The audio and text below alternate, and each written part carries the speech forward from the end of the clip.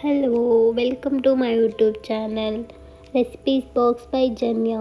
So ಇವತ್ತಿನ recipe ನುಗ್ಗೆ ಸೊಪ್ಪಿನ ಮೊಟ್ಟೆ ಪಲ್ಯ ಹೇಗೆ ಮಾಡೋದು ಅಂತ ನೋಡೋಣ ಬನ್ನಿ. ನುಗ್ಗೆ ಸೊಪ್ಪಿನ ಪಲ್ಯ ಹಾಗೆ ಮಾಡೋದಕ್ಕಿಂತ 1-2-3 ಮೊಟ್ಟೆ ಹಾಕ್ಕೊಂಡು ಮಾಡಿದ್ರೆ ಟೇಸ್ಟು ಚೆನ್ನಾಗಿರುತ್ತೆ. ಸ್ವಲ್ಪ ಆಯಿಲ್ ಹಾಕ್ಕೊಂಡು ಅದಕ್ಕೆ ಒಂದು 1/2 ಟೇಬಲ್ ಸ್ಪೂನ್ ಆಗುವಷ್ಟು ಸಾಸಿವೆ ಹಾಕ್ಕೊಳ್ತಾ ಇದ್ದೀನಿ. ಸಾಸಿವೆ ಎಲ್ಲ ಚೆನ್ನಾಗಿ ಚಿಟ್ಲಾದ್ಮೇಲೆ 1-3 ಟೇಬಲ್ ಸ್ಪೂನ್ ಆಗುವಷ್ಟು ಕಡಲೆಬೇಳೆ ಹಾಕ್ಕೊತಾ ಇದ್ದೀನಿ. ಕಡಲೆಬೇಳೆ ಎಲ್ಲ ಚೆನ್ನಾಗಿ ಫ್ರೈ ಮಾಡ್ಕೊಳ್ಳೋಣ.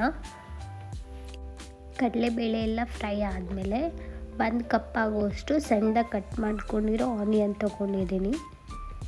ಆನಿಯನ್ ಎಲ್ಲ ಟ್ರಾನ್ಸ್ಪರೆಂಟ್ ಆಗೋವರೆಗೂ ಆಯಿಲಲ್ಲಿ ಫ್ರೈ ಮಾಡ್ಕೊಳ್ಳೋಣ.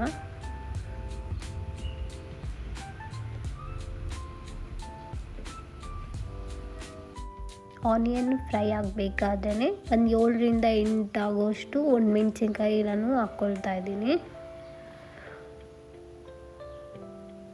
ಸ್ವಲ್ಪ ಕರಿಬೇವಿನ ಸೊಪ್ಪು ಹಾಕ್ಕೊಳ್ಳಿ ಹಾಗೆ. ಸೊ ಎಲ್ಲನೂ ಚೆನ್ನಾಗಿ ಫ್ರೈ ಮಾಡಿ.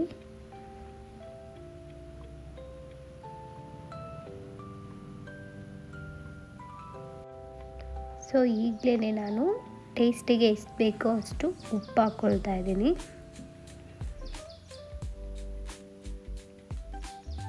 ಉಪ್ಪು ಹಾಕ್ಕೊಂಡ್ಮೇಲೆ 1 ಟೈಮ್ ಮಿಕ್ಸ್ ಮಾಡಿಕೊಡಿ ಎಲ್ಲ.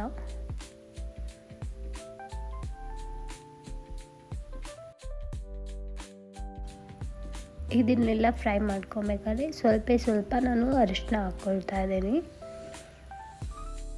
ನುಗ್ಗೆ ಸೊಪ್ಪೆಲ್ಲ ತುಂಬ ಒಳ್ಳೆಯದು ಅಂತಾರೆ. ಐರನ್ ಕಂಟೆಂಟ್ ಎಲ್ಲ ಜಾಸ್ತಿ ಇದೆ, ಇಮ್ಯುನಿಟಿ ಬೂಸ್ಟ್ ಮಾಡುತ್ತೆ, ಡೈಜೆಷನ್ ಆಗುತ್ತೆ, ಸ್ಕಿನ್ಗೆ ಹೇರ್ಗೆ ಎಲ್ಲ ತುಂಬಾ ಒಳ್ಳೆಯದು ಅಂತಾರೆ. ಸೊ ವಾರಕ್ಕೆ 1-2 ಸಲ ಆದರೂ ಟ್ರೈ ಮಾಡಿ. ಸೊ ನಾನೀಗ ಬಿಡಿಸ್ಕೊಂಡಿರೋ ನುಗ್ಗೆ ಸೊಪ್ಪನ್ನ ಹಾಕ್ಕೊಳ್ತಾ ಇದ್ದೀನಿ. ಸೊಪ್ಪೆಲ್ಲ ಹಾಕ್ಕೊಂಡ್ಮೇಲೆ ಎಲ್ಲನೂ ಚೆನ್ನಾಗಿ ಮಿಕ್ಸ್ ಮಾಡೋಣ. ಸೊ ಹಾಗೆ ಬೇಯಿಸೋದ್ರಿಂದ ಒಂದು 5-10 ಮಿನಿಟ್ಸಲ್ಲಿ ಇದು ಆಗುತ್ತೆ, ಚೆನ್ನಾಗಿ ಬೇಯುತ್ತೆ.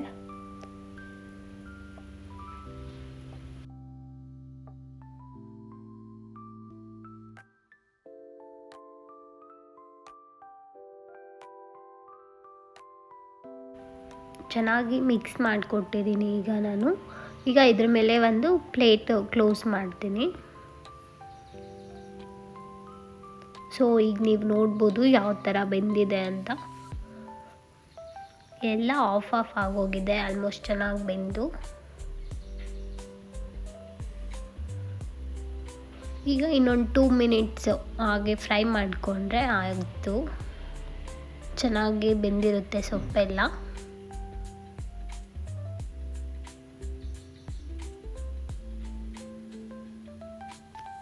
ಈ ಪಲ್ಯ ಮಾಡೋದಕ್ಕೆ ಜಾಸ್ತಿ ಏನು ಟೈಮ್ ತೊಗೊಳ್ಳೋದಿಲ್ಲ, ಬೇಗನೆ ಆಗುತ್ತೆ. ಒಂದು 10-15 ಮಿನಿಟ್ಸ್ ಎಲ್ಲ ನುಗ್ಗೆ ಸೊಪ್ಪಿನ ಮೊಟ್ಟೆ ಪಲ್ಯ ಆಗೋಗುತ್ತೆ. ಸೊ ಇನ್ನೊಂದು 2-3 ಮಿನಿಟ್ಸ್ ಇದು ಬೆಂದರೆ ಸಾಕು. ಚೆನ್ನಾಗಿ ಕಲರ್ ಎಲ್ಲ ಚೇಂಜ್ ಆಗುತ್ತೆ. ಸೊ ನೀವು ಆ ಟೈಮಲ್ಲಿ ಮೊಟ್ಟೆ ಹಾಕ್ಕೋಬೋದು ನೀವು.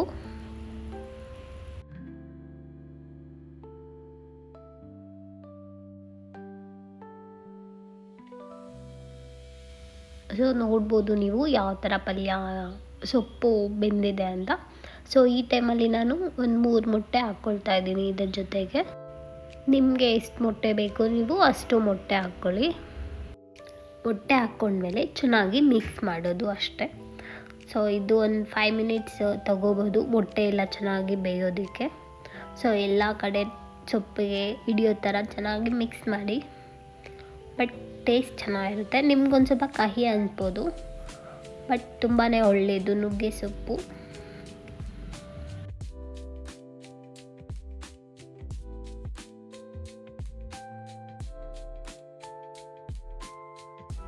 ಸೊ ಇದೇ ರೀತಿ ಚೆನ್ನಾಗಿ ಮಿಕ್ಸ್ ಮಾಡ್ತಾ ಇದ್ದರೆ ರೆಡಿ ಆಯಿತು ನುಗ್ಗೆ ಸೊಪ್ಪಿನ ಮೊಟ್ಟೆ ಪಲ್ಯ.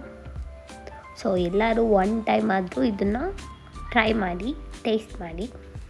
ಸೊ ರೆಡಿ ಆಯಿತು ನುಗ್ಗೆ ಸೊಪ್ಪಿನ ಮೊಟ್ಟೆ ಪಲ್ಯ. ನೋಡ್ಬೋದು ನೀವು ಯಾವ ಥರ ಕಾಣ್ತಿದೆ ಅಂತ. ಚಪಾತಿಗೆ ಸೈಡ್ ಡಿಶ್ಗೆ ಸೂಪರಾಗಿರುತ್ತೆ. ಟ್ರೈ ಮಾಡಿ. Thank you.